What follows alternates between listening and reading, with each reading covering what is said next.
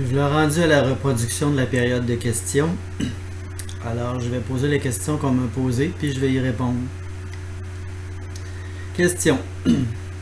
On est tous un petit peu sous le choc, je pense.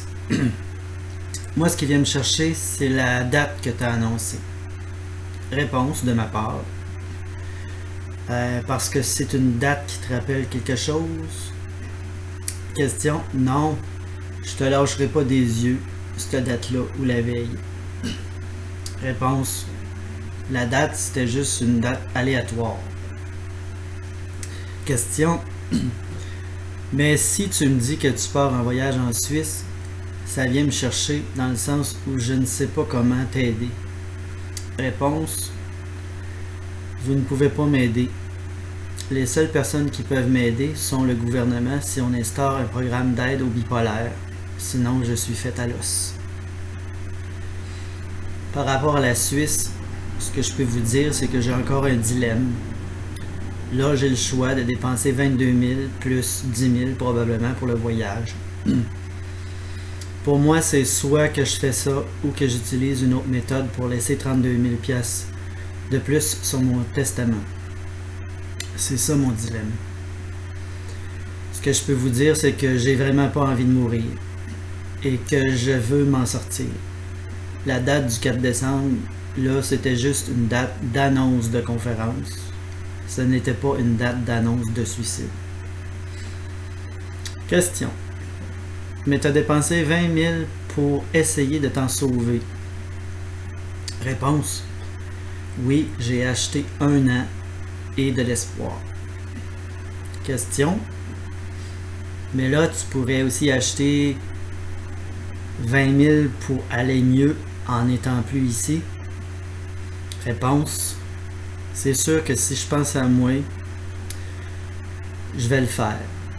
Je vais me payer un dernier voyage car j'ai tellement souffert que je mérite une mort douce. Mais je me demande aussi pour ma famille, mon corps qui va être là-bas. Et je laisserai plus d'argent aussi. Je sais pas encore si je vais être égoïste ou si je vais pas l'être. Question. Je serais peut-être méchante, mais j'aurais pas envie de te laisser partir. Réponse. Non, mais t'auras aucun contrôle. Question. Être ta famille ou tes proches, tu sais, t'en parles ouvertement, mais si c'était le cas, je serais peut-être égoïste de dire « Je veux pas que tu partes en voyage et je ferai tout pour te retenir. » Réponse.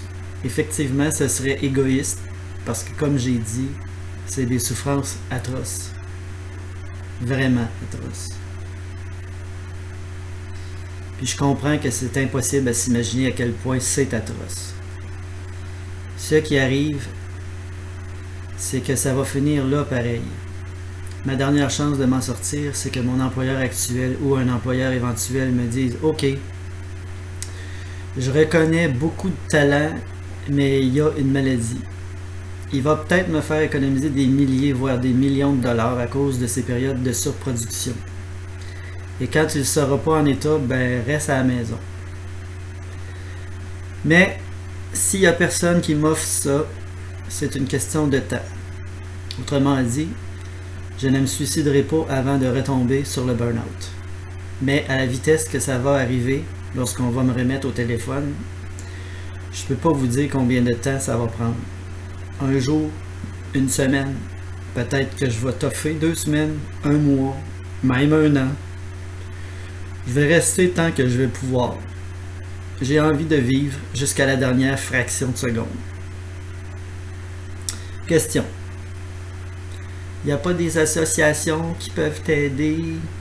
Réponse. Ça, c'est la mauvaise chose à dire à quelqu'un qui est dans ma situation. Ça fait 20 ans que je fais des recherches et que je me cherche de l'aide. On ne sait pas quoi dire. Je le sais, mais j'espère qu'il y a des choses que vous avez réalisées par rapport à des proches que vous n'aviez pas vu de cet angle-là avant. J'imagine que vous connaissez des gens qui se sont suicidés, parce qu'il y en a pas mal. Et sur la réponse des 5 personnes présentes, il n'y en a aucune qui n'en connaissait. J'étais donc très surpris. Je vais expliquer pourquoi j'ai dû faire cette conférence en catastrophe, ayant envoyé seulement les gros points de ma planification de conférence. Je voulais pas que ça mette ma sécurité en péril tout de suite. Je voulais avoir le temps de dire ce que j'avais à dire parce que les gens malhonnêtes, ça se peut qu'ils aient envie de me liquider. Donc, si je meurs dans les prochains jours, ce n'est pas moi qui va s'être suicidé. Ce qui est arrivé, c'est que la totalité, l'intégrale de ce que je voulais dire est partie par erreur à 3 journalistes. Donc, comme il y avait eu le problème que l'information était déjà partie, j'avais pas le choix de m'enregistrer si je voulais au moins laisser le message avant de partir. Et là, la réaction de ça fut pourquoi tu penses que quelqu'un va vouloir te tuer?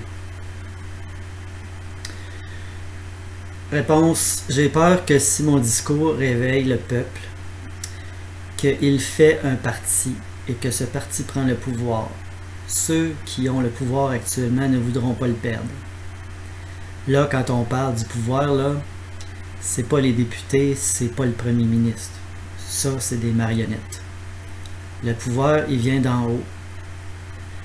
C'est la seule explication logique que je peux voir quand un pays va à l'encontre de 93% de la population,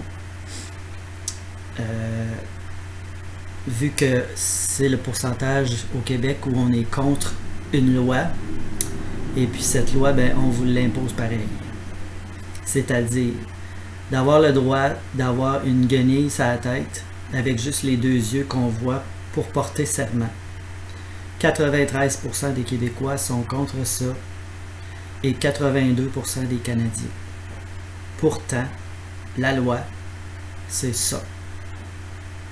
Le message est que quand le gouvernement ne veut rien savoir de l'opinion publique, c'est peut-être pas qu'il veut rien savoir, mais c'est pas vraiment lui qui décide, peut-être. C'est ce que je déduis. Et s'ils sont capables de faire ça, c'est quoi la vie de Sylvain Pigeon? On va le tirer, on va l'éliminer avant qu'il en réveille trop. C'est pour ça que j'ai peur pour ma vie. Question ou réaction? Je pense pas que ça irait jusque-là. Ma réponse, je paranoïe peut-être, mais je voulais juste pas prendre de chance. C'est pour ça que je voulais que ce soit filmé au cas où que je me rendrai pas à demain.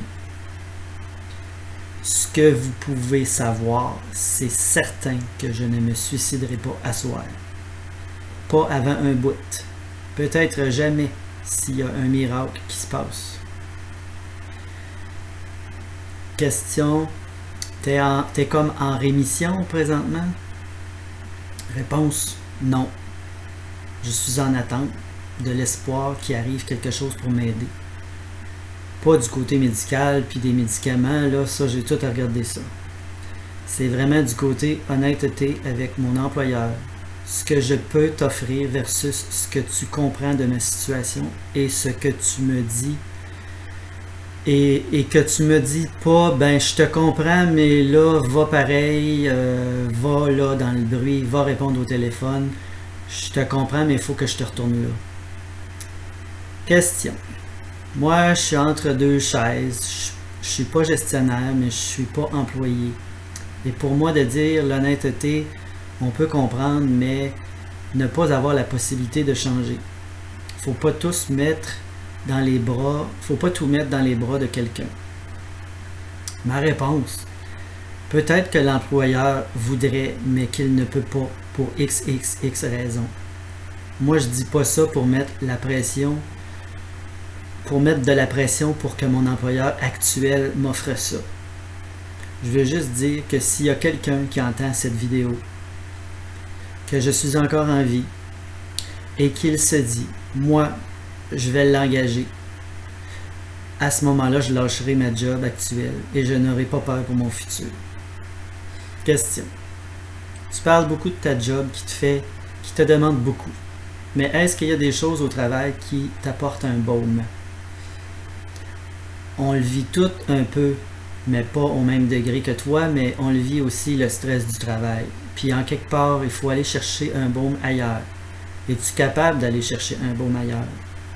La réponse, à cause de ma sensibilité, de ma difficulté à me concentrer et à cause de mes périodes larvaires, je suis tellement brûlé que j'ai même plus d'énergie pour rien faire en sortant.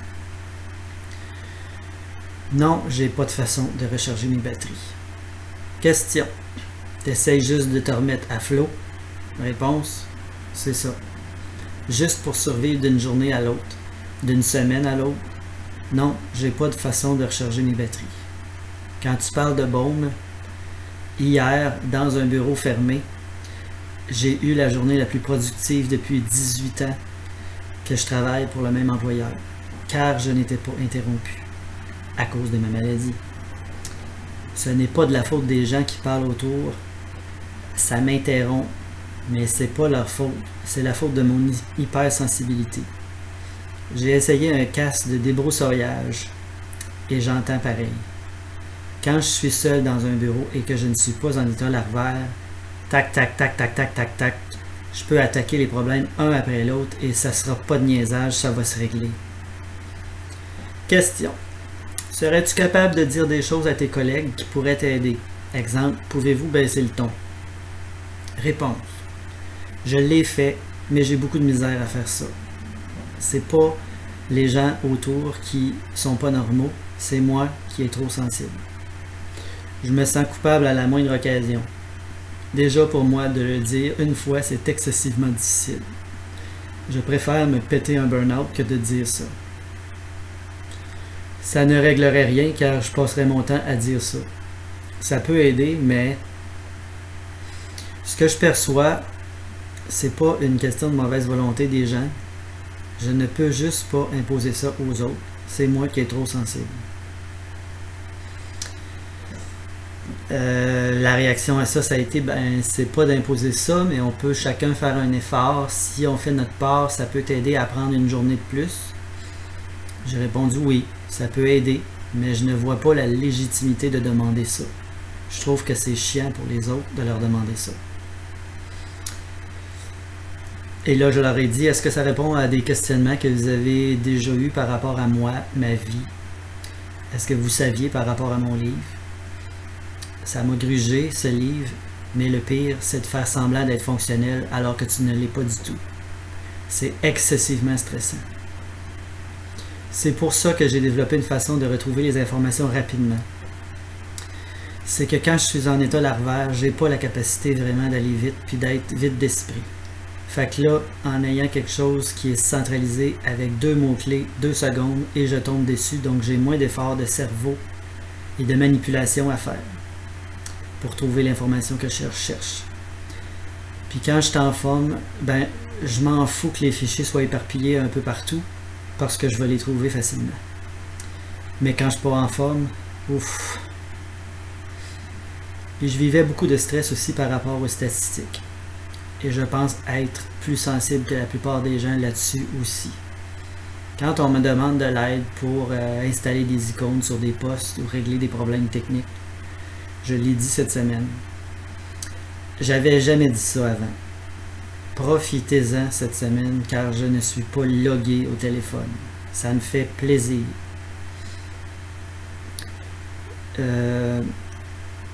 Puis vous viendrez me demander ça pendant mon heure de dîner ou mes pauses ou après le travail. Ça va me faire plaisir encore. Mais pendant que je vais être logué, niette. Car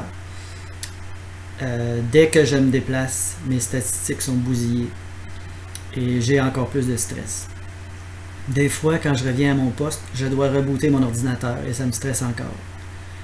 Et à chaque fois qu'on m'interpelle, ça, entre guillemets, me dérange dans ma concentration, dans ce que j'essaye d'apprendre au moment présent. Mais c'est toutes des choses que jamais j'aurais osé dire car ce n'est pas politically correct.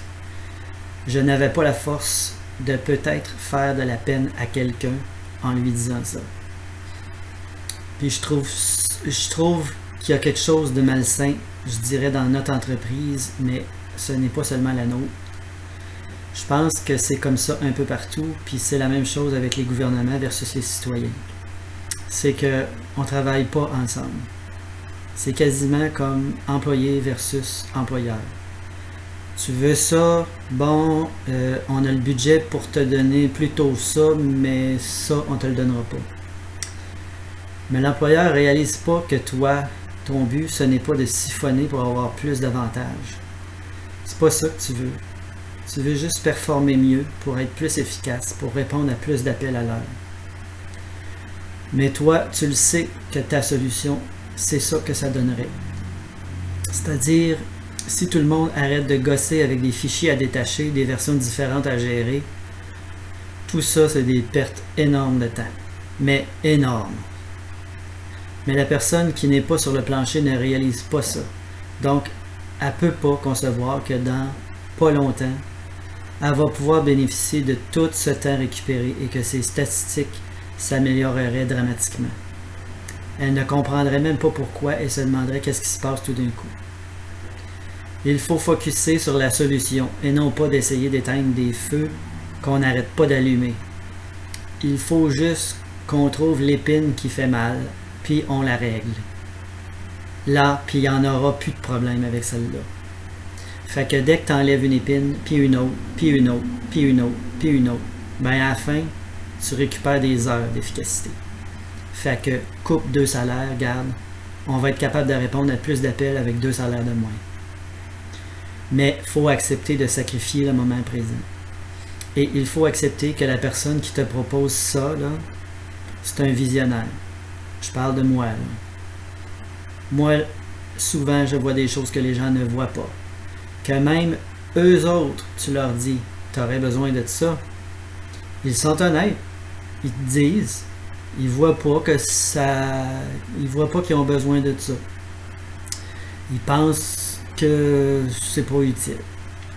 Mais pour moi, c'est évident. Fait que je suis toujours en train de me battre contre ça. Oups, je pense qu'il y en a une qui va manquer son autobus. On arrête ça là.